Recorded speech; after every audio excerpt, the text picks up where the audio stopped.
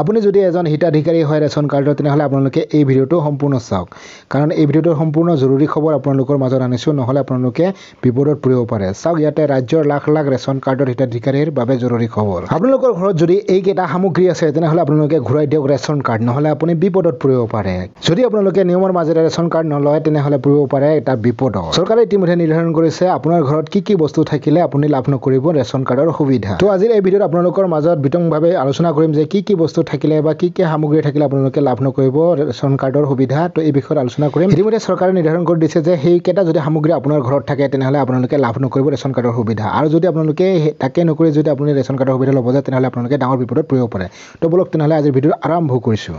চাওক বন্ধুসকল ভাৰত চৰকাৰে ৰেচন কাৰ্ড লাভৰ বাবে যোগ্যতাৰ মাপকাঠি নিৰ্ধাৰণ কৰি দিছে চাওক ইয়াতে 100 বৰ্গ মিটাৰতকৈ অধিক মাটি থাকিলে নাপাব ৰেচন কাৰ্ড অৰ্থাৎ আপোনালোকে ৰেচন কাৰ্ডৰ সুবিধা নাপাব ইমান যদি মাটি থাকে আপোনাৰ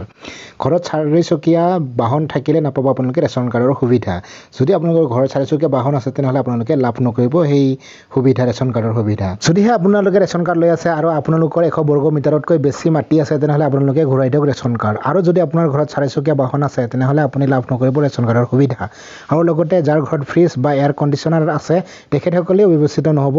এই আঁচনিৰ পৰা অৰ্থাৎ ৰেচন কাৰ্ডৰ পৰা বাদ পৰিব আৰু পৰিয়ালত কাৰোবাৰ যদি চৰকাৰী চাকৰিত আছে তেনেহ'লে নাপাব ৰেচন কাৰ্ডৰ সুবিধা তো এইখিনি সামগ্ৰী যদি আপোনালোকৰ আছে তেনেহ'লে আপোনালোকে লাভ নকৰিব আৰু লগতে চাওক ইয়াতে পৰিয়ালটোৰ বাৰ্ষিক আয় গাঁৱত বাস কৰাসকলে 2 লাখ আৰু চহৰত বাস কৰাসকলৰ যদি 3 লাখ টকাতকৈ যদি বেছি হয় তেনেহ'লে লাভ নকৰিব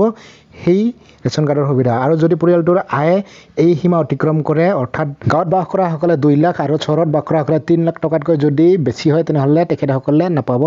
এই সুবিধা আৰু ভুল নথি দি ৰেচন কাৰ্ডৰ সুবিধা আদায় কৰাসকল সাৱধান হওক প্ৰবঞ্চনাৰে ৰেচন কাৰ্ড লাভ কৰা লোকক চিনাক্ত কৰিছে ভাৰত চৰকাৰে এয়া অসম চৰকাৰে নহয় ভাৰত চৰকাৰ চিনাক্ত কৰিছে আৰু ইফালে ৰাজ্যত ওলাইছে লাখে লাখে ভুৱা ৰেচন কাৰ্ড অৰ্থাৎ বহুত এনেকুৱা ৰেচন কাৰ্ড ওলাইছে যিবিলাক নেকি ভুৱা হয় ইফালে ৰাজ্যত 40 লাখ ভুৱা ৰেচন কাৰ্ড চিনাক্ত কৰিছে অসম চৰকাৰে আৰু এতিয়ালৈকে যোগান বিভাগে 50 লাখ ৰেচন কাৰ্ড বাতিল কৰিছে পুনৰবাৰ আপোনালোকক দেখুৱাইছো ৰাজ্যৰ লাখ লাখ ৰেচন কাৰ্ডৰ হিতাধিকাৰীৰ বাবে জৰুৰী খবৰ ঘৰত এইকেইটা সামগ্ৰী থাকিলে ঘূৰাই দিয়ক ৰেচন কাৰ্ড নিয়মৰ মাজেৰে ৰেচন কাৰ্ড নল'লে পৰিব পাৰে বিপদত আপোনাৰ ঘৰত কি সামগ্ৰী থাকিলে আপোনালোকে লাভ নকৰিব ৰেচন কাৰ্ডৰ সুবিধা ভাৰত চৰকাৰে নিৰ্ধাৰণ কৰিছে ভাৰত চৰকাৰে নিৰ্ধাৰণ কৰিছে যে ৰেচন কাৰ্ড লাভৰ বাবে যোগ্যতাৰ মাপকাঠি আৰু আপোনালোকে যদি এই যোগ্যতাখিনি নাথাকে তেনেহ'লে আপোনালোকে লাভ নকৰিব 100 বৰ্গ মিটাৰতকৈ অধিক যদি মাটি থাকে আপোনাৰ তেনেহ'লে লাভ নকৰিব ৰেচন কাৰ্ডৰ সুবিধা আৰু যদি আপোনাৰ ঘৰত 4 চকীয়া বাহন আছে তেনেহ'লে নাপাব ৰেচন কাৰ্ডৰ সুবিধা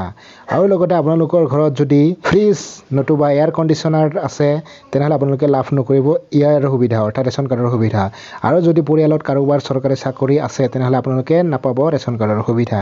এইখিনি সামগ্ৰী যদি আপোনালোকৰ ঘৰত আছে তেনেহ'লে আপোনালোকে এতিয়াই ঘূৰাই দিয়ক ৰেচন কাৰ্ড চাওক পৰিয়ালটোৰ বাৰ্ষিক আয় গাঁৱত বাস কৰাসকলে 2 লাখ আৰু চহৰত বাস কৰাসকলে যদি 3 লাখ টকাতকৈ বেছি হয় তেনেহ'লে আপোনালোকে লাভ নকৰিব ইয়াৰ সুবিধা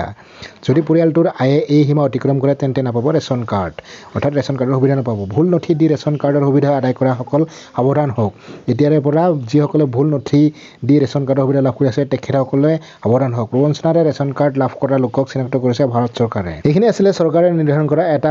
নতুন নিয়ম যিটো নেকি ৰেচন কাৰ্ডক লৈ তো আশা কৰিছোঁ আপোনালোকে নিশ্চয় এই ইনফৰ্মেশ্যনটো পাই নিশ্চয় ভাল পাইছে নহয় জানো যদিহে ভাল পাইছে লাইক কৰিব আৰু চেনেলটো যদি কৰা নাই ছাবস্ক্ৰাইব কৰিব এটা নতুন টপিকৰ সৈতে পুনৰ লগ পাম জয় অসম।